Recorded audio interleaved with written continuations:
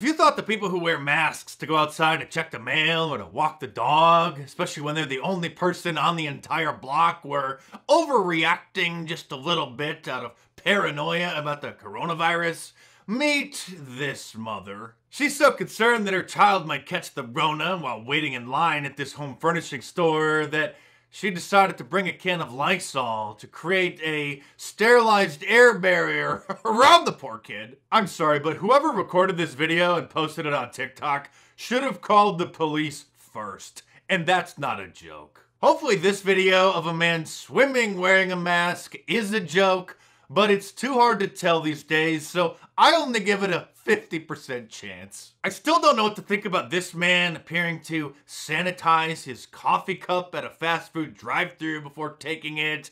This could be the guy just clowning around having some fun, but people probably are this crazy, so again, I give this one a 50-50 chance that it could be real. The fact that it's virtually impossible to determine whether or not these people are playing around or if they actually are that paranoid shows that we are in the midst of a complete collapse of society. This one we know is real. A band teacher actually did have the students cut holes in their masks to play the instruments during band practice, somehow thinking that that would help. And speaking of band teachers, this clip of the kids practicing in little tents is also real and not a skit from Saturday Night Live. And even though earlier this week Old Joe admitted what's obvious to every 5-year-old, that you don't need to wear a mask if you're outside in the fresh air. Oops, let me add, if you've been fully vaccinated, otherwise YouTube will take this video down for daring to go against the CDC recommended guidelines. But Old Joe doesn't leave his basement without it. Here he is walking through a park on his way to his helicopter with the love of his life.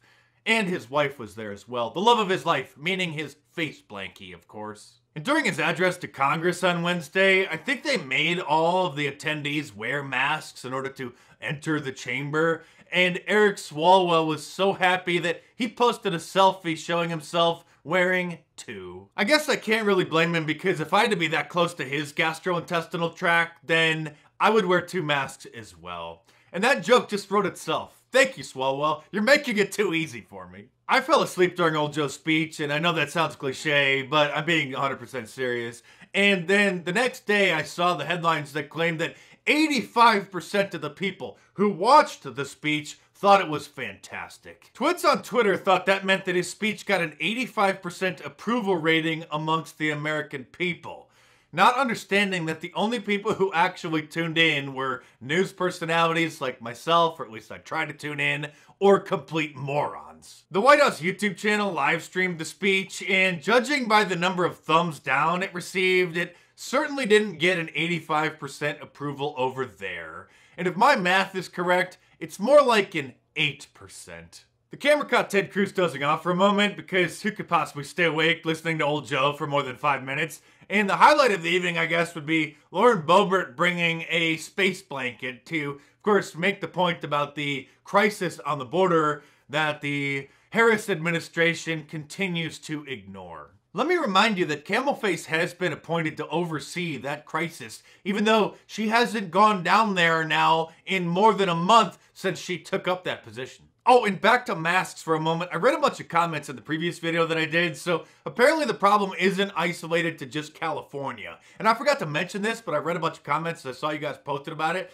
that morons across the country are wearing masks when they're driving around in their cars by themselves. Maybe we should start trolling the CDC on Twitter and asking them if it's safe to drive around in your car by yourself while not wearing a mask, and see if we can get them to issue a public statement about it. In Southern California, the schools have outdoor eating areas because it's 70 degrees year-round. There's the indoor cafeteria as well, but half the kids eat outside every day as long as it's nice. And I just bumped into an acquaintance of mine today, and we were talking about all this madness, and she said that back in January, they sent her kids home because it was raining and there were too many kids to fit in the indoor cafeteria without properly social distancing. So they literally sent them home. The principal was concerned that since they had to eat inside, they would have to take off their masks and they would be too close to one another. And so they sent them home. I'm actually shocked that this didn't make the news. I don't think it made the news. I did a quick Google search for this beforehand, and apparently none of the parents ranted and raved enough on Facebook, or their Facebook posts didn't go viral enough to get noticed by the media, but it happened. And since normal people are sick and tired of wearing masks, no pun intended, especially in places where they don't legally have to, they're just simply not wearing them anymore. And so Democrats are virtue signaling by saying that they're going to continue to wear theirs even if they don't have to, because they don't want people to think that they're a Trump supporter. And for that decision, I say thank you, because we want to know who you are so that we can stay as far away from you as possible.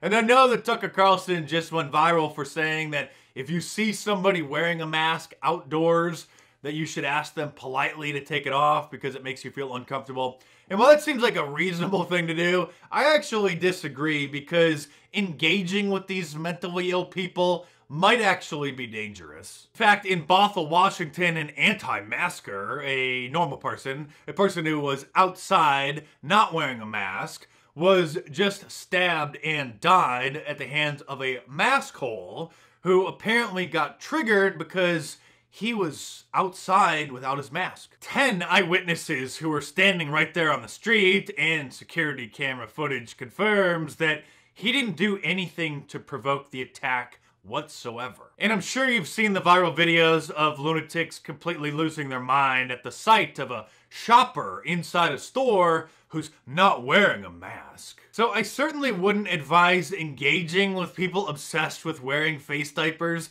especially if they're wearing them outside.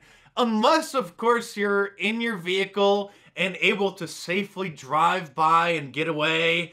And in those cases, you may want to roll down your window and pull out your phone and record yourself giving them a piece of your mind and posting those videos online for them to go viral. And I know that you think that that video of the kid singing his Dr. Fauci song would be the cringiest thing that you would see in the last month, but I'm sorry to tell you that that's wrong. This video is. Hiya, Pfizer. Hi, Ben. You got any extra shots? Sure, Ben. Sleeves up.